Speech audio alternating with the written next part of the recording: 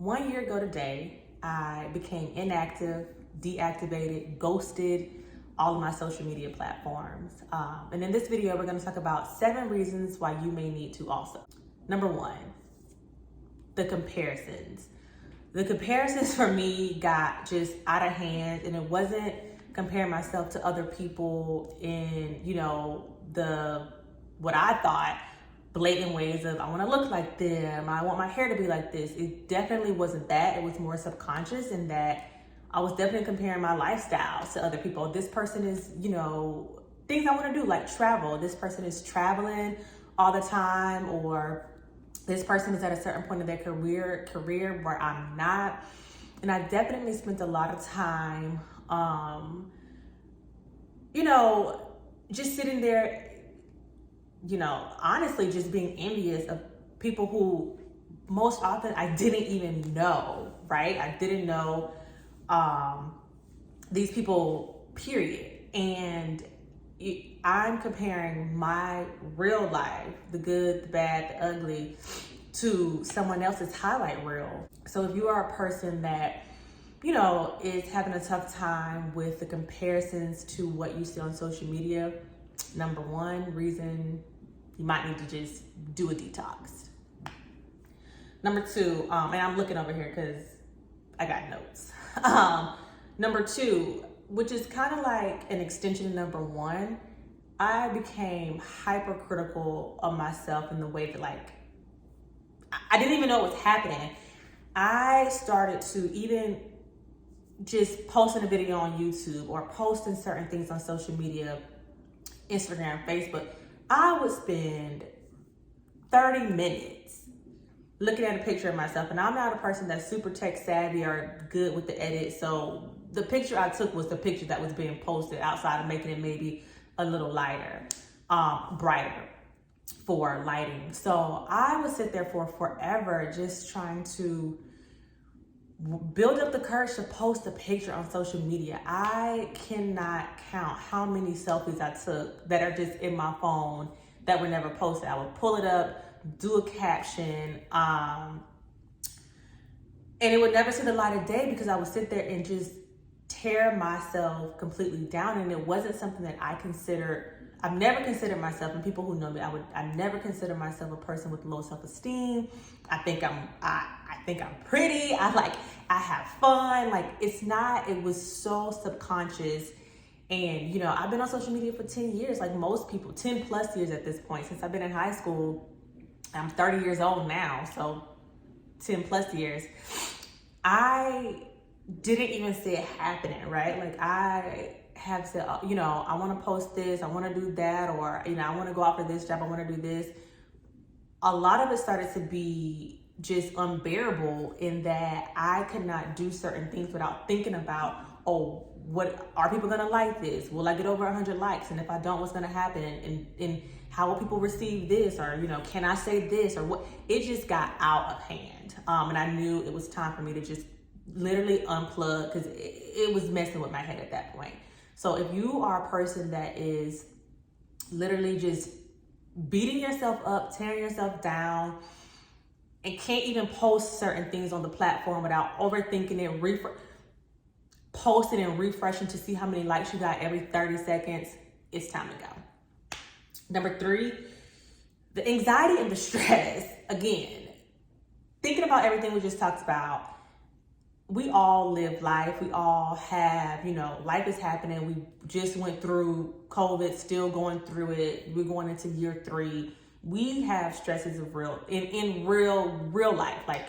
People are living real life. And that plus the anxiety I was getting from just being on social media, like I said, beating myself up, comparing myself to other people, it just was too much. And I added on to that stress by getting on platforms, is this person talking about this? Or, is somebody going to be annoyed that I said this on my post? And just super overwhelmed, overthinking about stuff that really just does not matter. It does not matter.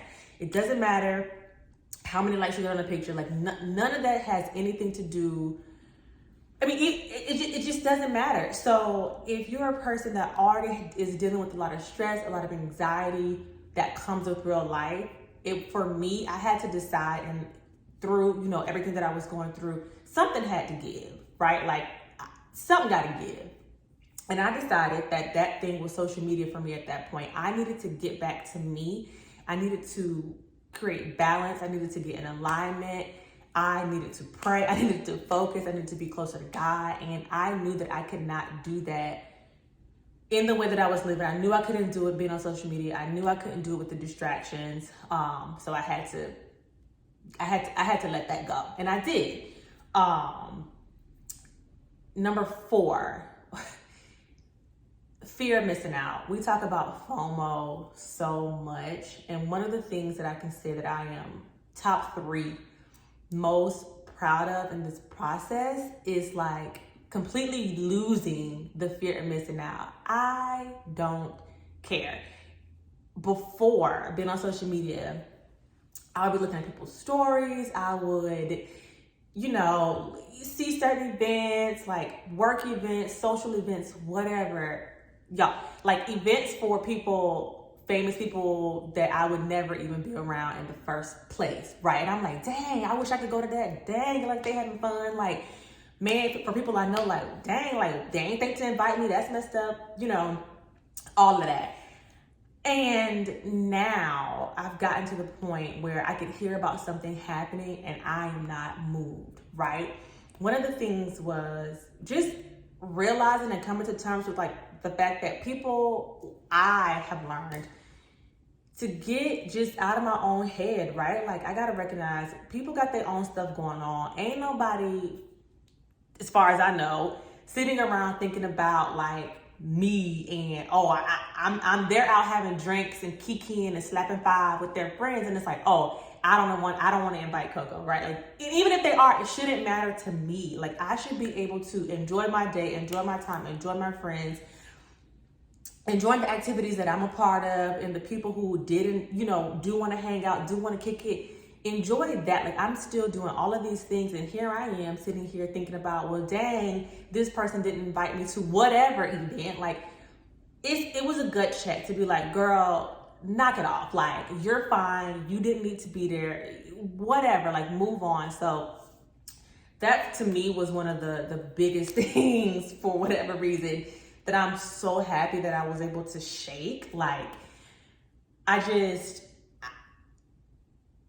if they didn't invite you, so what? Move on. You have friends. You have yourself. Pick up a book, read, do some self-care, and like just kick it on your own. It's really, honestly, truly, just at the end of the day, it ain't that deep. So number 4 was the fear of missing out. Number 5, my screen time was so high. Like I wasted so much time doing nothing.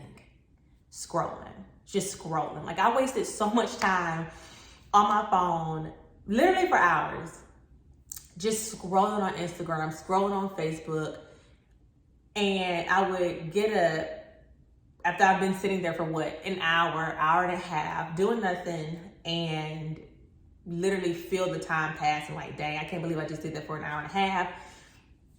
And it did nothing. I got nothing out of it. I wasn't like, I've never gotten off an hour a bit on my phone on Instagram or Facebook. Like I really that was a valuable use of my time. Like sitting there doing that was like, could not think of anything better I could be doing. Like I've never felt that way from spending that much time on social media ever. And so once I deactivated all of it, the first 30 days were really hard because I didn't have to deal with that much dead time in a long time.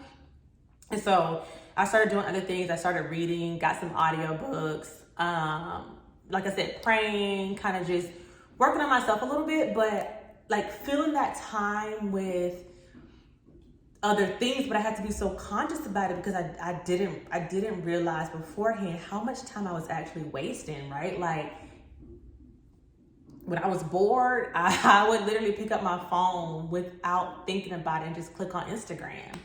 If I was at work and I had something to do, And if I didn't feel like doing it, I would pick up my phone and get on Instagram. Like, such a waste of time. Like, the procrastination was just, it was too much. And that was another reason, not why I got off social media, but one of the benefits that I found once I was off, that I was able to really be a lot more productive with my time. And so number 6. Y'all, whatever number we on, I think 6. But it truly fascinated me once I thought about it, how much I was keeping up with the lives of people I do not know. I could run down facts about whomever, off the shade room, off whatever, all up in the comments, because I'm a comments girl. I'm a Yelper. I like reviews. I like to know what the people are saying. Hence why some of my other problems that I have, I do deep dives into what other people are thinking. But I was keeping up with the lives of people who I don't know, and it's crazy to me. Like, I couldn't tell you, for like my older family members or my cousins who are not on, social media, or who I don't follow, I can't tell you what they got going on. And that's my family. It really, being on social media gives us such a false sense of just connectivity to people, if that's, I guess, the right term. It really makes us feel like we are connected in a way that is just not real. Like, I don't know those people, but I know what they have going on. I have people in my family that I ain't heard from, talked to, don't know what's going on. And that didn't really sit with me until I got off of social media. And I'll tell you this, when I got off, you'd be surprised. People really don't care, and not in a bad way, but people have their own things going on in life, real life, and they, are tending to their social media. You won't be missed for the most part, unless there are people who keeping up with you low key to be nosy. They'll, whatever. You'll find that your real friends, or not real friends, but people who you actually talk to in real life, they'll keep up with you because you're talking to them in real life. So I really, outside of keeping up with people that I don't know, I really reestablished my relationships with people I care about, and have been able to kind of foster those relationships outside of social media. A lot of times we don't check up on our friends, don't check up on our family, because you see them on social media. You might like a post, you might, react to something, you might shoot them a DM like, girl, Kiki, you crazy. And it makes us feel like we've talked to them, we connected with them. In some way we have done that, but it's just very surface level. And I have really been able to kind of dig a little bit deeper with my friends. They catch me up on what's going on, obviously, but I'm able to talk about other stuff. Like, we get to talk about what's really going on in real life, the real shit, the real stuff, that's going on in our lives, right? So I get to now keep up with people who I actually know, who I actually love, who I actually communicate, who I actually interact with in real life. So that's been really beautiful. And lastly, one of the other things for me, like I talked about earlier, I really take on and care about what people think. I gotta be real about that. And I've learned that through being off of social media. I had to be honest about that. And so one of the biggest things that I realized is that I was just consuming too much. Like, I was being bombarded, like most of us are, with information, with opinions, with it was too much with COVID, with that. And I was just taking on and considering really opinions of people who I don't even know, and if I do know them, it's very, again, surface level. It's people that I interact with on social media. And we begin to think that stuff is real. We begin to feel like, well, so-and-so said this under a post or under a comment or under whatever. And it's like, who cares? Like they think what they think, but we tend to start to follow the masses, right? Like, we've gotten to a place now where you can't even say certain things, state your opinion, without somebody jumping down your throat because it's different from what the majority may think. That doesn't necessarily mean I'm right, you're wrong, you're right, I'm wrong. It's just a difference of opinion. But we have become so just intolerable. Like, we just jump down each other's throats. People are just bullies, honestly, on social media in the way that would never happen in real life, right? Like, first of all, you wouldn't even have that much exposure to people in real life if it were not for social media. Like, I have such and realized in the last year that I've been off, my bubble is small. Whereas when I was on social media, so many people had access to me. I had, again, access to so many people's thoughts, opinions, energies, and it just got to be too much. And I didn't really realize that until after I got off. So it's been really beautiful to obviously talk about things that are important to me, get the opinions or whatever thoughts of my family and friends, but it's so limited now where I have space to just think about the things that, not to think about how I view certain situations, how my opinions, my true opinions, and I get to do that without being flooded with so many other opinions. So all that to say, you know, I knew it was time for me to go. I started the journey with doing a 30-day detox, and it turned into a year. I really enjoyed the time in January of last year where I just kind of got to be by myself. And then throughout the year, I was able to reestablish myself, figure out what I like to do. I feel like I became so much more present. I really get to enjoy. At first, it wasn't like this. At first, it was like, oh, I want to pull out my phone because I'm, really wasn't with friends for real because we were in COVID, but I want to pull out my phone because whatever and post this thing that I'm doing. But then once that kind of came and went, I was able to just enjoy what I was doing. I was able to start reading more. I got into audiobooks. The one of the biggest things that I have been able to do is like stop procrastinating. I procrastinate so bad, but now that I don't have social media, I don't have anything to necessarily fill that dead time. I am on YouTube a lot because I love to watch videos of like natural hair, and I started growing my hair out within this process. So that's been really fun, but I've been able to get a lot of stuff done. I've been able to, start meditating, reading, praying. Like I said, my faith is really starting to bloom in this process. And, I just been able to enjoy myself, learn myself, grow.